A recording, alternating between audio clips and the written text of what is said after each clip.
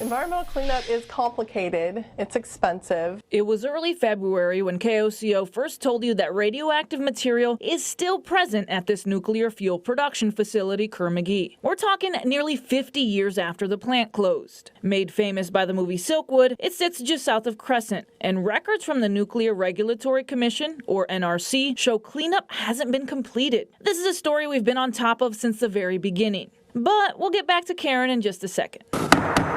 Lawmakers held an interim study to question whether Oklahoma should have more nuclear power plants. We asked, if Oklahoma builds a new one, could we see the same sort of nuclear contamination? Regulators say it's not that simple. They're still working to agree on a plan to treat uranium left in the groundwater, which will be at least another 16 years. Putting problems on our children and our children's children for the future.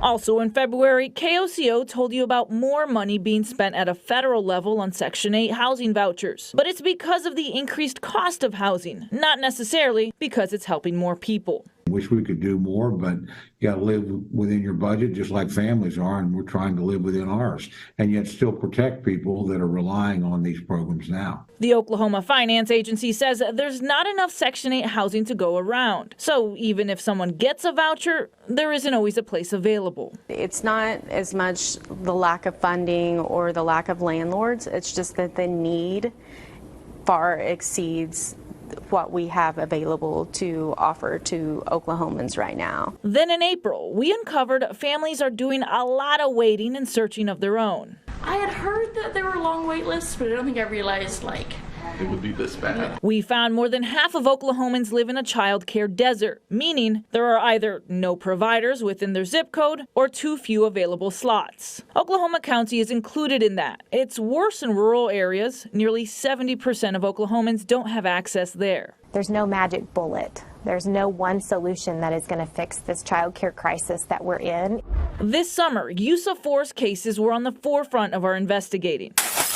What are you doing to my son? Watonga police officer Monty Goodwin stopped John Sexton and his son as they were walking around in the early morning of July 4th, claiming Sexton looked suspicious and briefly detained him. You're gonna do this in front of my son? OSBI investigated the use of force, but the DA chose not to press charges.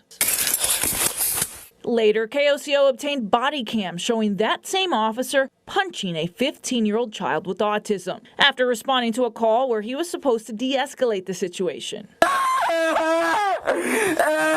While Goodwin was reinstated into the department in November, the DA's office is still considering whether to press charges in this case. But many we spoke with, including a city commissioner, want him gone.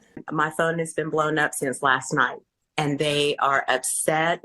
They don't feel safe. They feel there's a conspiracy going on within our police department and our city hall. Now back to Karen Silkwood. She's just forever the 28-year-old. She never got to go past that point. Our investigation into the former Kerr-McGee chemical technician's death isn't over. This never came out of trial. November marked 50 years since she died. We had special reports revealing never-before-seen footage from the case, including exclusive documents and witness testimony. I'm running behind on the interview with the FBI, so I decided to go ahead and send you this.